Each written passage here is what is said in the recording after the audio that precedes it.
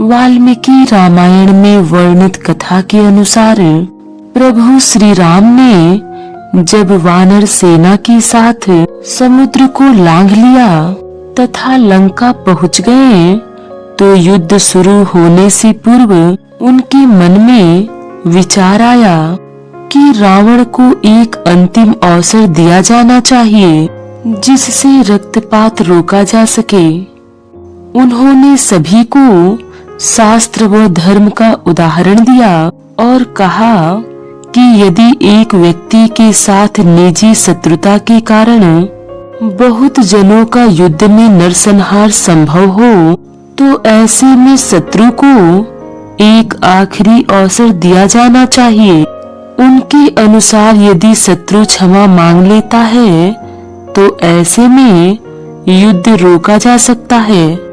श्री राम के इन विचारों से सभी सहमत हुए तथा रावण के दरबार में एक शांति दूत भेजने का निर्णय हुआ।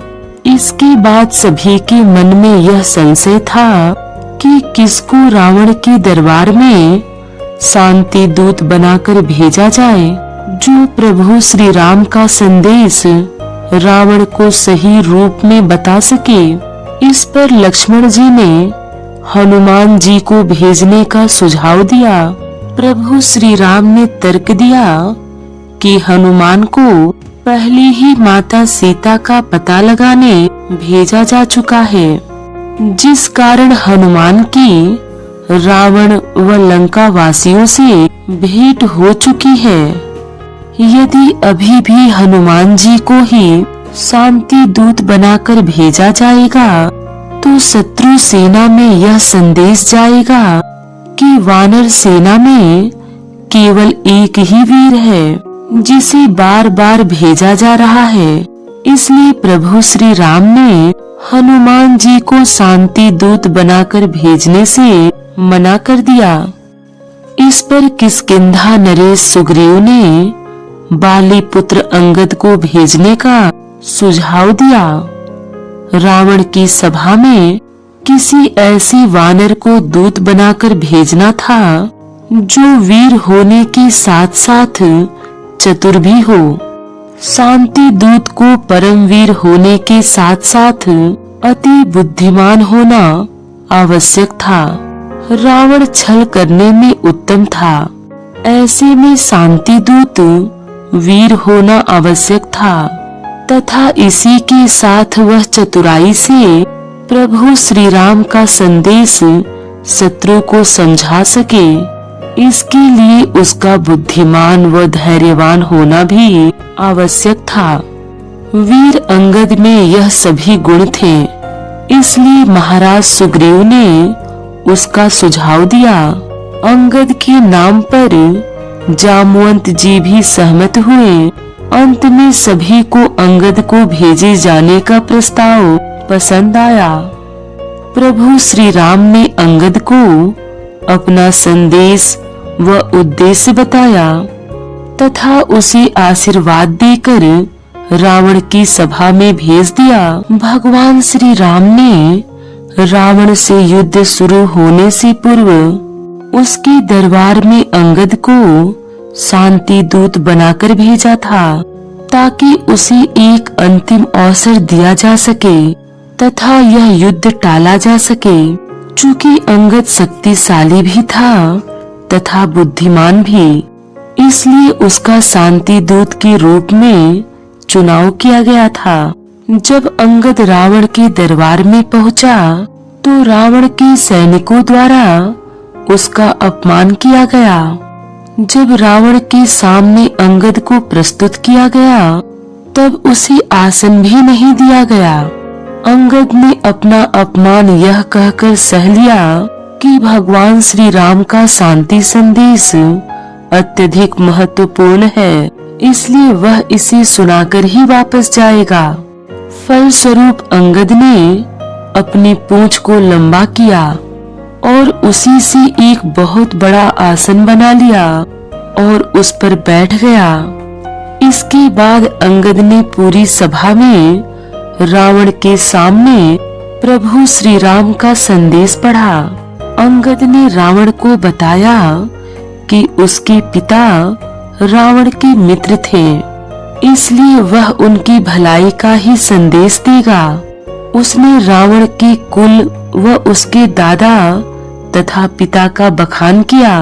भगवान शिव के प्रति रावण की भक्ति की सराहना की तथा उसकी शक्ति का बखान किया।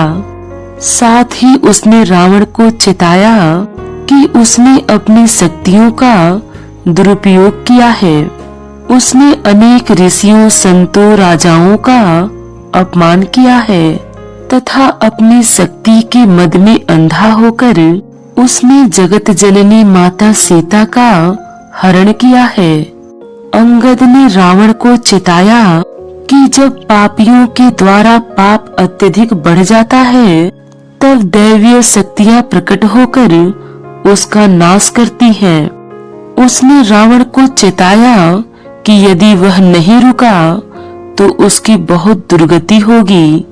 अंगद ने रावण को उसका हित समझाया तथा प्रभु श्री राम की शरण में जाने का संदेश दिया।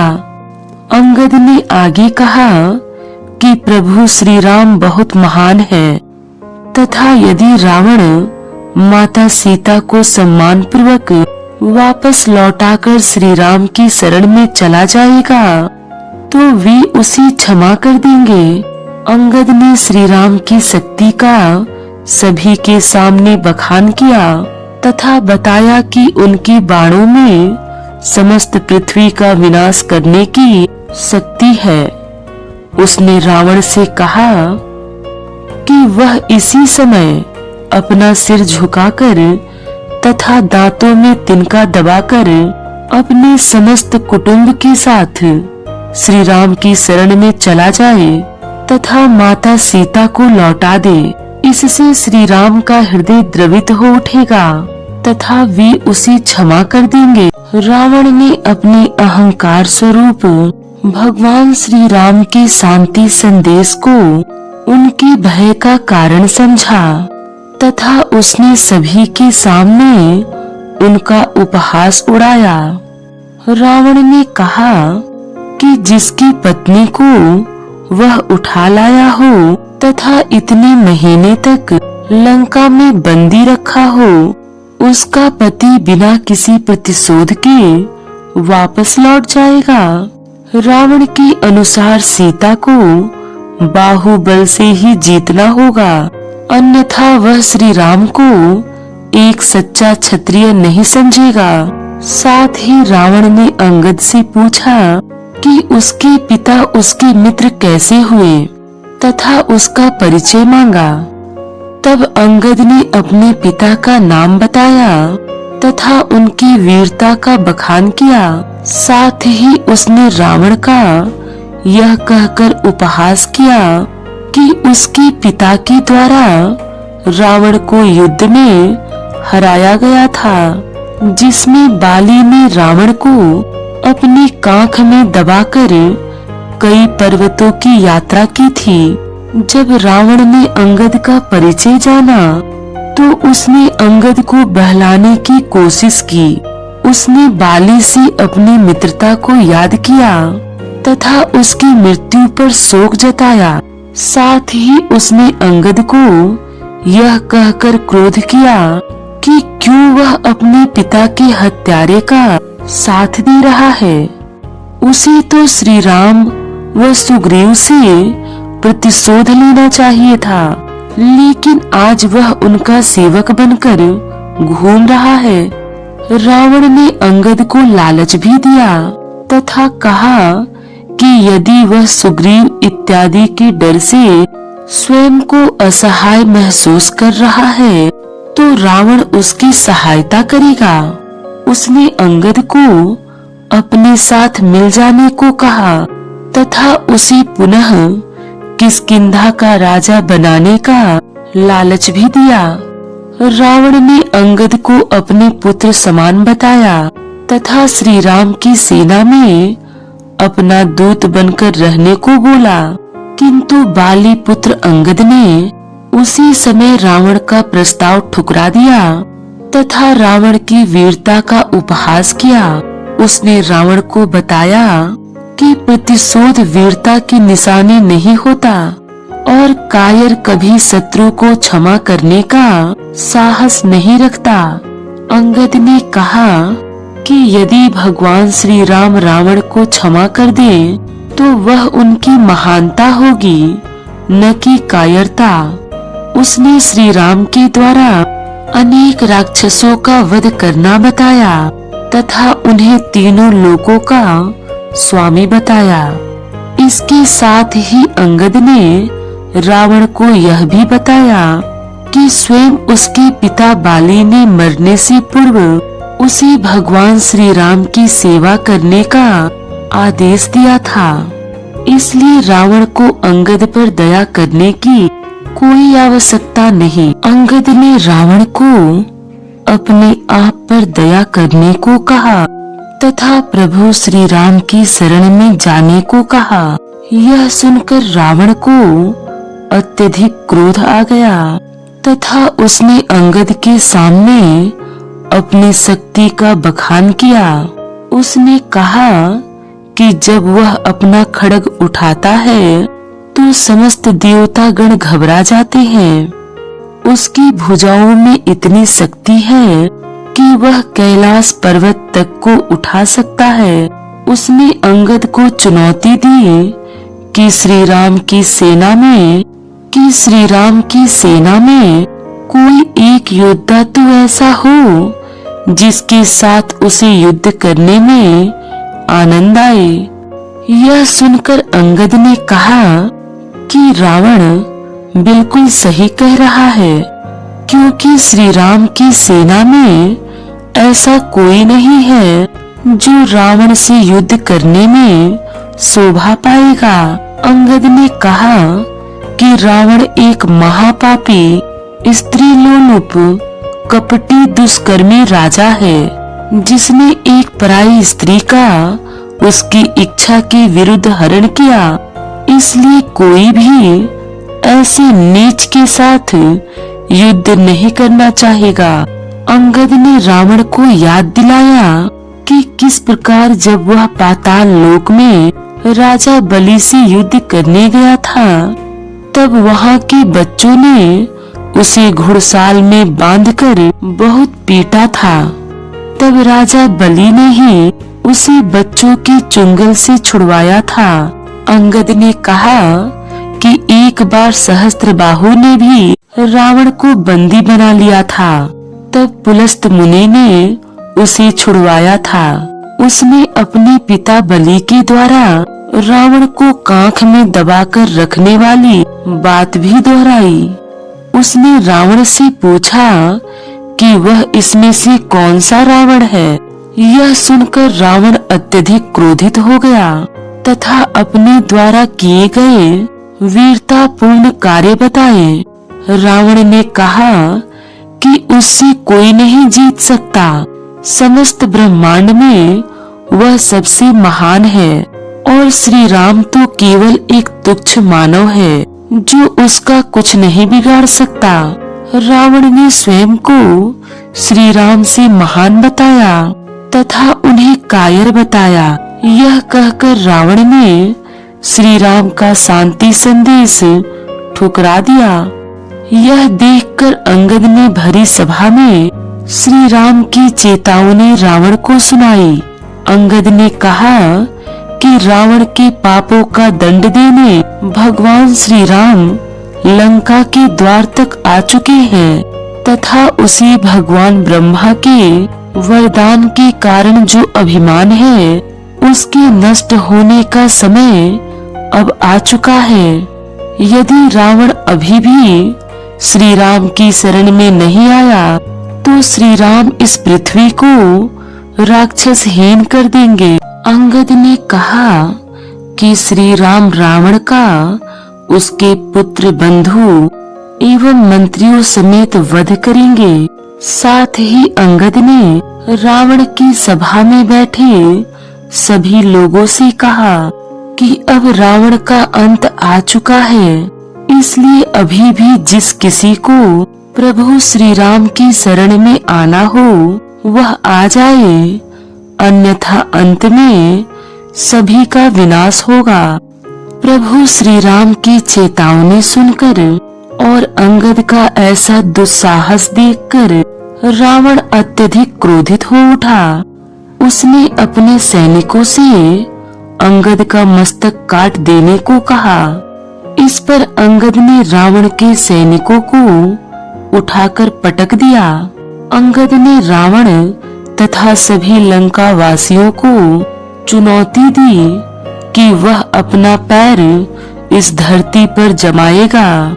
रावण के दरबार में कोई भी योद्धा यदि उसका यह पैर उठा देगा तो वह अपनी हार स्वीकार कर लेगा तथा प्रभु श्री राम अपनी सेना लेकर वापस लौट जाएंगे। इसके बाद एक एक करके रावण के सभी योद्धा आए और अंगद का पैर उठाने का प्रयास किया, लेकिन कोई सफल नहीं हो पाया। जब रावण के सभी योद्धा व उसका शक्तिशाली पुत्र मेघनाद भी विफल हो गया, तब रावण स्वयं अंगद का पैर उठाने आया। यह देखकर अंगद ने अपना पैर हटा दिया तथा उसने कहा कि यह चुनौती केवल उन योद्धाओं के लिए थी, न कि स्वयं उसके लिए। यदि उसे किसी के पैर पड़ने ही हैं, तो जाकर प्रभु श्री राम के पैर पड़े। यह कहकर वीर अंगद रावण के दरबार से चला गया। अंगद किष्किंधा के राजा बाली का पुत्र था, जिसने रावण को पराजित किया था। स्वयं भगवान श्री राम को बाली को मिले वरदान के कारण छुपकर उसका वध करना पड़ा था। जब भगवान श्री राम ने रावण के साथ युद्ध करने से पहले अंगद को शांति दूत बनाकर रावण के दरबार में भेजा, तो रावण ने श्री राम के शांति संदेश को उनकी कायरता बताया तथा अंगद का उपहास किया। इस पर अंगद ने भरी सभा में रावण के सभी योद्धाओं को चुनौती दी कि यदि कोई भी उसका पैर उठा लेगा तो वह हार स्वीकार कर लेगा तथा प्रभु श्री राम पूरी वानर सेना के साथ लंका से वापस लौट जाएंगे। यह कहकर अंगद ने वहां अपना पैर जमा दिया। इसके बाद रावण के दरबार में एक एक करके सभी बाहुबली योद्धा आगे आए, लेकिन कोई भी अंगद का पैर उठा नहीं पाया।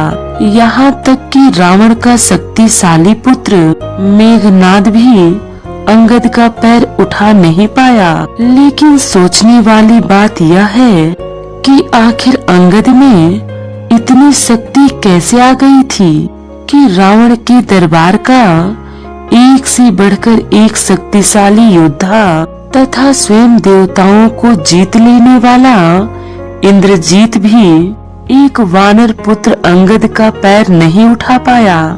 दरअसल रामायण में कुछ योद्धाओं जैसे कि बाली, हनुमान तथा जामवंत जी की बाहुबल व शक्ति का विस्तार से वर्णन किया हुआ है।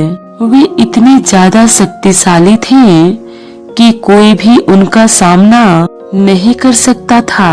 अंगद उन्हीं में से एक बाली का पुत्र था, जिससे उसके अंदर भी अपार शक्ति का भंडार था। अंगद ने रावण के दरबार में अपनी प्राण विद्या का प्रयोग किया था, जिससे उसका शरीर इतना ज्यादा बलिष्ठ तथा भारी बन गया कि बड़े बड़े योद्धाओं के लिए भी उसे हिला पाना नामुमकिन हो गया। अंत में जब रावण उसका पैर उठाने आया था, तब अंगद ने स्वयं ही अपना पैर हटा लिया और रावण का उपहास किया था। अंगद ने रावण का राजमुकुट गिरा दिया था तथा तेज गति से वायु मार्ग से बाहर चला गया।